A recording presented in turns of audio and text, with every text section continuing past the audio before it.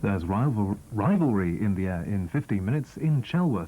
Before that, on One, with the time at 9 o'clock, we've the news with Michael Buerk. Lebanese kidnappers say they're ready to release the American hostage Joseph Scipio, but the price of his freedom is high. Israel must release 450 Arabs that they're holding. And bodies on the beaches, terrorism among the tourists in Sri Lanka.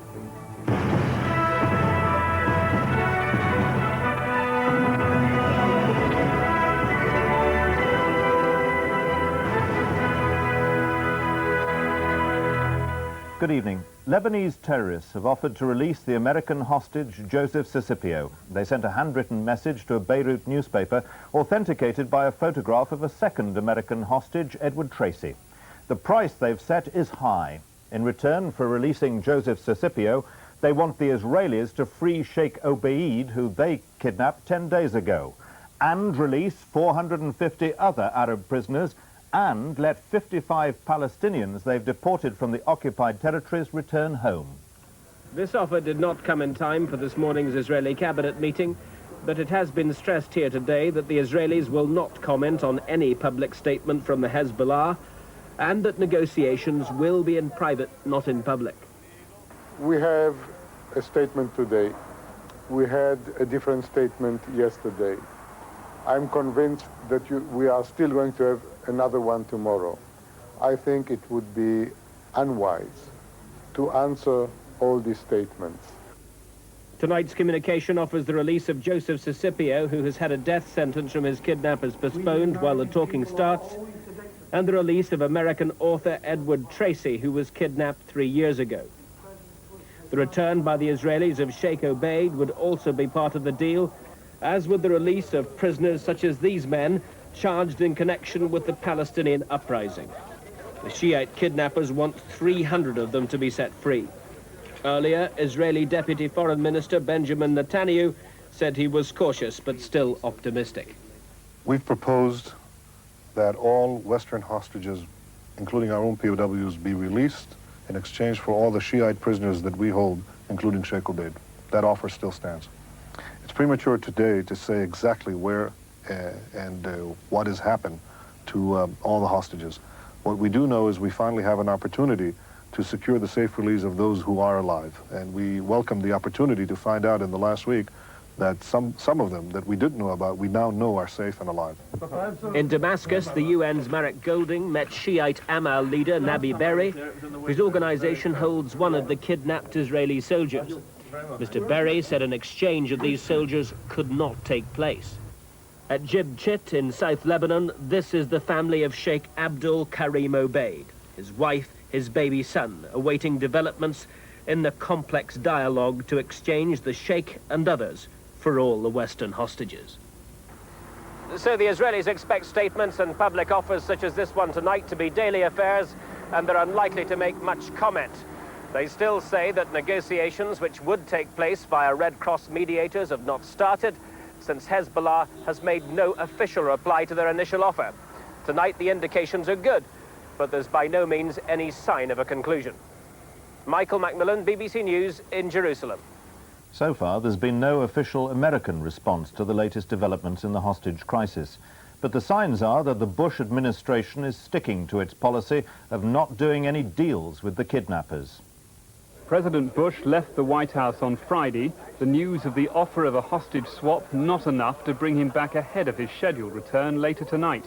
He's come through the crisis well so far, and the White House looked back on a successful week, winning a reprieve for Joe Scipio, although one official is quoted as saying they pulled many diplomatic levers and they're not certain which one worked.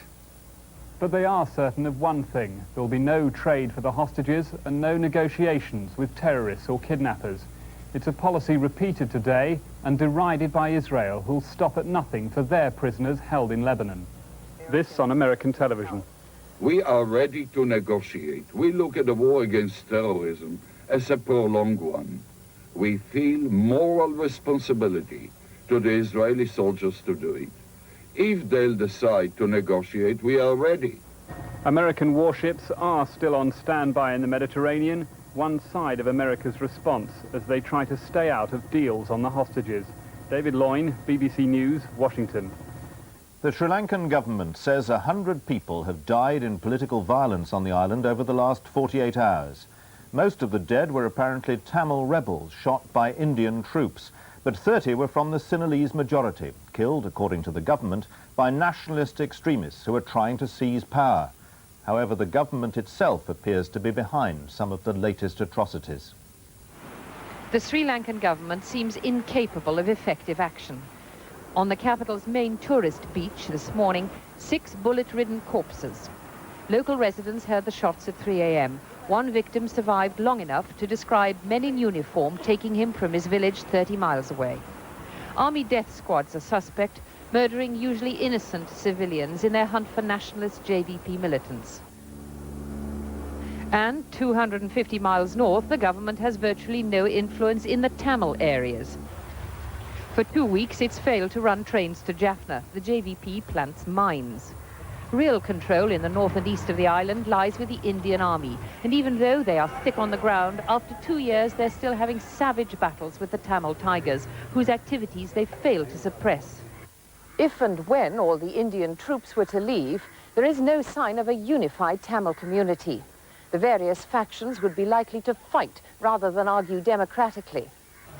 The Indians favor the EPRLF, technically an elected Tamil party, but now looking more like a freelance guerrilla outfit, its heavily armed members strutting around Jaffna alongside the Indian troops. And several hundred young men have been abducted recently to be pressed into the so-called civilian volunteer force, a ragtag outfit being trained by the Indians supposedly to replace them. Everyone is looking forward to some sort of settlement and peace. Do you think it will happen? As for that is a very big question, because with so many people being armed, every street you find young people armed walking around. With rival gun-toting groups at each other's throats in the north and uncontrollable JVP violence to the south, President Premadasa is being seen as ineffectual by his political colleagues. Like many Sri Lankans, he spent the weekend at a religious shrine, pondering the next move with India. Kate Adey, BBC News, Jaffna. There's growing concern tonight over the fate of Burma's opposition leader Aung San Suu Kyi and her British husband and children. She's under house arrest and has been on hunger strike for more than a fortnight and shows no sign of ending her protest. Her husband, Michael Buerk, who's an Oxford Don, should have left Burma yesterday with their children when his visa expired. But British embassy officials in Rangoon say they've been prevented from seeing him, and now they don't know where he or the children are. A year ago, as Aung San Suu Kyi addressed her many supporters, it seemed that democracy could be around the corner in Burma. But the military reimposed control and last month placed the opposition leader under house arrest. In protest, she's on hunger strike. That's why her husband, Michael Buerk, has gone with the couple's 2 teenage sons to be by her side. But now his visa has run out and British embassy staff have been prevented from seeing him. In London, Foreign Office officials have made a strong protest to the Burmese chargé d'affaires about their refusal to grant access to Dr. Buerk.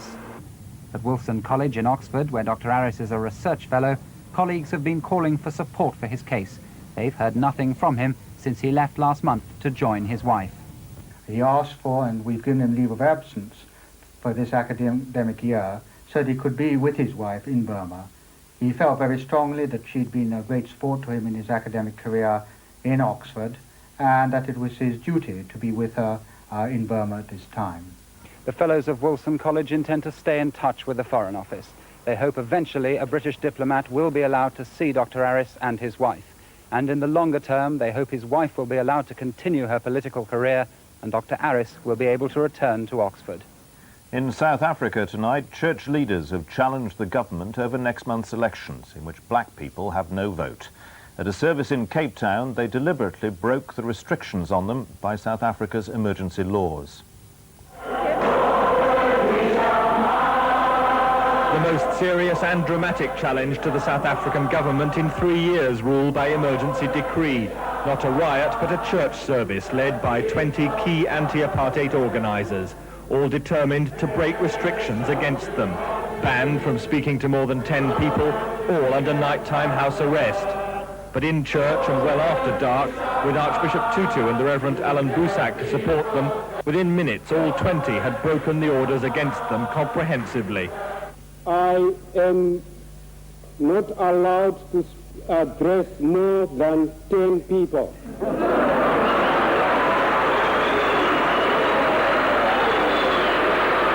I'm released myself today. The name of the game is defiance.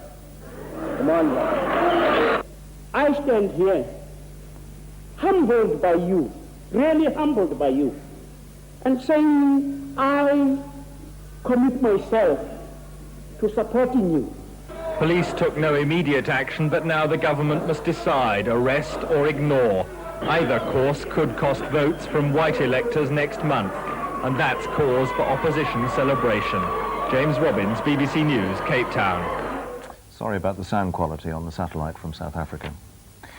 British athletes are celebrating one of their greatest triumphs after the men's team captured the European Cup for the first time.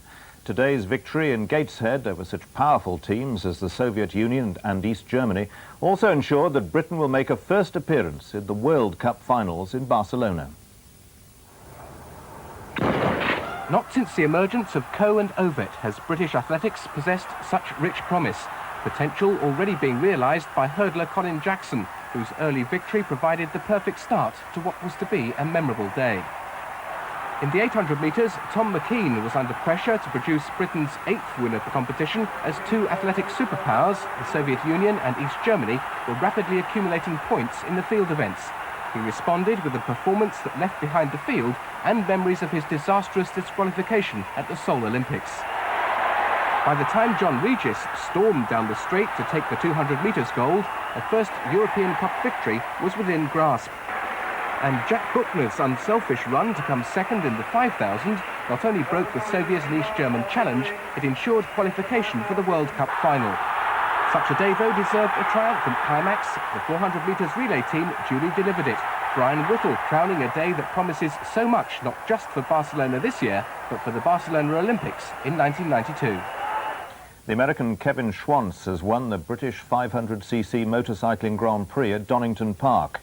He beat countrymen Eddie Lawson and Wayne Rainey, with Britain's Neil Mackenzie fourth. Mackenzie, number 6 in red, was an early race leader, raising hopes of a first British success for 8 years.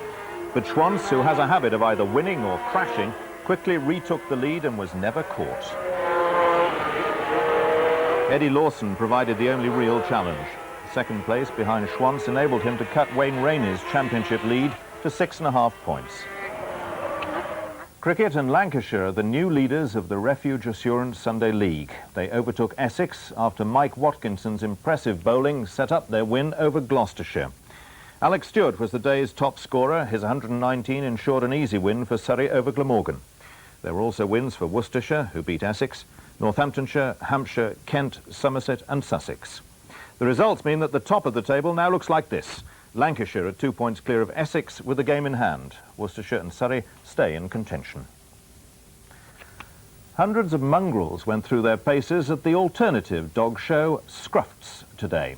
They may not have had the looks or the breeding of their pedigree counterparts, but that wasn't what the judges were after. Personality is what it takes to become a Scruffs Best in Show. Jenny Bond reports. They say only mad dogs and Englishmen go out in the midday sun, but some of the sights at Scruffs could have made you think it was the other way round. 600 mongrels were on parade, they didn't have a pedigree between them, and their owners were proud of it. It was personality that counted here, and the will to compete in the strangest contests, though some seemed less able than others. More fruitful, perhaps, was the quest for the dog and owner lookalikes. For one young man, though, today was a test of character. In May, 5-year-old Jamie Walker was savaged by 3 Rottweiler dogs. His parents brought him to Scruffs to help him get over his fear. He's very happy with Pippin. He's got a lot of confidence in Pippin. He knows he's a TV dog and he's quite calm. He's a bit frightened of the big dogs. And when the time came to present the trophy for Supreme Scruffs Champion, Jamie was on hand to congratulate the winner, a 10-year-old mongrel called Sasha. Mutt the Magnificent. That's all from the newsroom this weekend. Good night.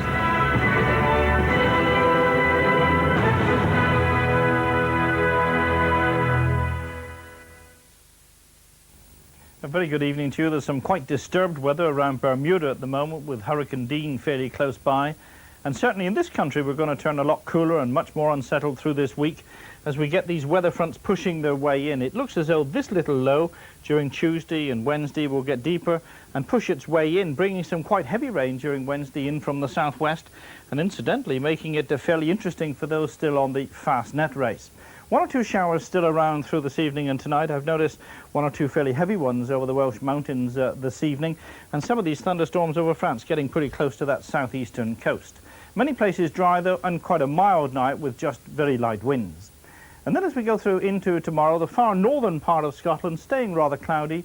There will still be some fog near that eastern coast and still little bits of rain now and again. Now into southern parts of Scotland, northern England, across into Ireland and Wales, sunshine and some showers, not terribly many I think, and not terribly heavy either. But over the rest of England, eastern parts of Wales, much cloudier than today. Many places staying dry, but one or two fairly heavy, perhaps even thundery showers dotted around. Still quite warm down in the south, but getting a little bit cooler in the far north. Well, that's just about it from me. Bye-bye for now. Tomorrow, in the first programme of a major news series on Northern Ireland, The Volunteer tells the story of one man's involvement with the IRA.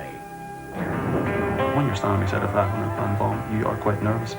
You also may be suffering from a severe gelignite headache. And you know that you are the most expendable of all. And what this involvement meant for his family. I was disappointed and I was very angry at him.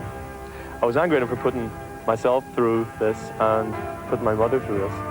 And how later, in Wormwood Scrubs, serving 30 life sentences, he came to renounce his actions. Families at War, 3 different viewpoints on the Troubles, starting tomorrow at 9:30 on 1.